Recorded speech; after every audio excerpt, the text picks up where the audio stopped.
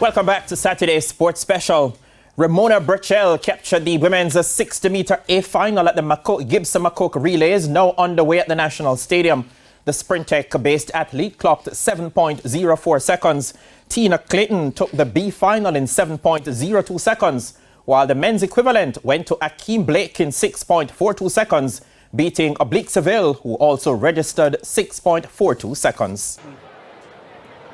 You figure we'll have something to say about the result of this race. Set position, sent away. Good start for Tina Clayton, also Shasha Lee Forbes. Tina Clayton steps ahead now. It's going to be Tina Clayton and Forbes. And the clock keeps going. I've got 7-1 on my clock. Let's wait for the official time to come through. But Tina Clayton, no weakness in the race. Good start, good middle, good top speed. Set. Quick start for Akeem Blake as usual. Johan Blake also there. Look at Oblique Seville. It's a top three. Akeem Blake steps forward now. Akeem Blake. Let's see what the actual time is. And 6.42. Here he is. Starts behind Akeem Blake in the bright vest.